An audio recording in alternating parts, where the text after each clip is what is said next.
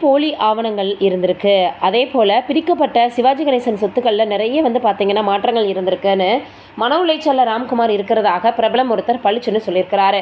நடிகர் திலகம் சிவாஜி கணேசனுக்கு ஏற்கனவே அவரது மூத்த மகன் ராம்குமாரால் தான் மன உளைச்சல் ஏற்பட்டுச்சான்.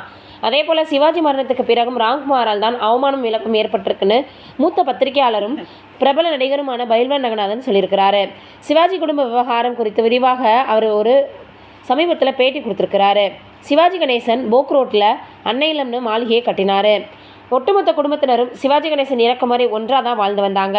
அந்த வீட்டில் பிரபு, விக்ரம் பிரபு குடும்பத்தினர் மட்டுமே வாழ்ந்து வராங்க. இப்போது ராம்குமார், அவரது மகன் துஷ்யந்த் மனைவி இவர்கள் 3 பேரும் ஒரு நிறுவனத்தினரிடம் 30% வட்டிக்கு 3 கோடி ரூபாய் கடன் வாங்கி ஜெகஜால கில்லாடி படம் எடுத்திருக்கிறாங்க. பல வருடங்களாகவே இந்த கடனை திருப்பி வழங்காததால் வட்டி சேர்த்து 9 கோடி ரூபாய் நிலுவையில் இருந்திருக்கு. கடன் கொடுத்தவங்க ராம்குமார் தரப்பிடம் எவ்வளவோ பணிந்து போயிருக்கிறாங்க. ஜெகஜால கில்லாடி படத்தை எங்களிடம் கொடுத்துருங்க, வரக்கூடிய வருமானத்தை உங்களுக்கு நாங்கள் பிரித்து தரோம் அப்படின்னு சொன்னாங்களாம். ஆனால் துஷ்யந்த் தரப்பில் ஒத்துப்போகலைன்னு தெரிய வருது. துஷ்யந்தும் அதனை சரியாக பயன்படுத்திக்கல. பண்ணையார் மனநிலைமை போல நடந்து கொண்டிருக்கிறார்கள் ராம்குமாரும் துஷ்யந்துன்ற மாதிரி ஆயிடுச்சு. நீதிமன்றமும் பல நேரங்களில் வாய்ப்பு தந்துருச்சு. ஏற்கனவே தங்களை 2 சகோதரர்களும் ஏமாற்றி விட்டதாக 2 சகோதரிகளும் கோர்ட்டுக்கு போனாங்க.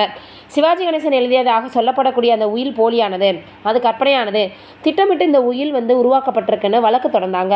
இறுதியில் 4 பேரும் உட்கார்ந்து மனம் ஒத்து சொத்துக்களை பிரிச்சுக்கிட்டாங்க.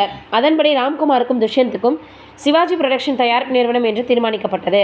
போக் ரோடு பங்களா பிரபு பெயருக்கு ரிஜிஸ்டர் செய்யப்பட்டிருந்தது. மற்ற சொத்துக்கள் அவரவர் விருப்பம்படி மன ஒற்றுமையின் அடிப்படையில் பிரிச்சுக்கிட்டாங்க. ஆனால் இந்த விஷயம் கோர்ட்டுக்கு தெரியாது. அன்னையில மதிப்பு 88 கோடி ரூபாய். அதில் 4ல் 1 பங்கு, அதாவது 22 கோடி ரூபாய் ராம்குமாருக்கும் சொந்தம் என்பதால் தான் ஜப்தி உத்தரவு வந்ததும் கடன் கொடுத்தவர்கள் அன்னை இல்லம் போயிருக்கிறாங்க.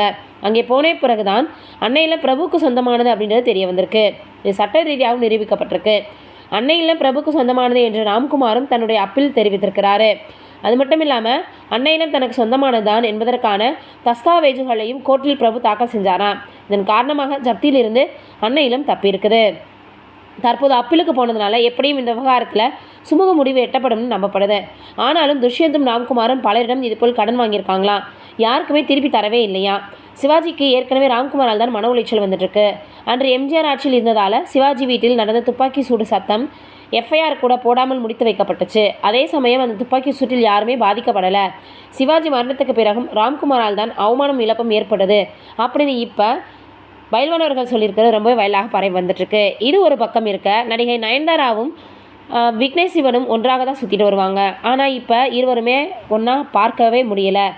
இதற்கெல்லாம் காரணம் அந்த கல்யாண கேசட்டு தான் அப்படின்னு சொல்லி வந்துட்டுருக்காங்க.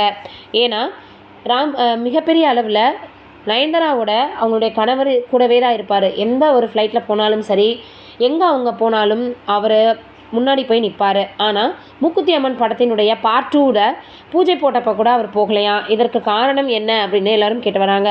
தேவையில்லாமல் அவர் போய் கிசு காலாகி அந்த படத்தினுடைய படப்பிடிப்பும் சரி, முதல் நாளே எதுவுமே மைண்ட் அப்செட் ஆகிற மாதிரி நடக்க வேண்டாம், பேசுகிறத கேட்க வேண்டாம் அப்படின்றதுக்காக தான் போகலைன்னு சொல்லி வந்துட்டுருக்காங்க. நீங்கள் என்ன நினைக்கிறீங்கன்னு கமெண்ட்டில் சொல்லுங்கள்.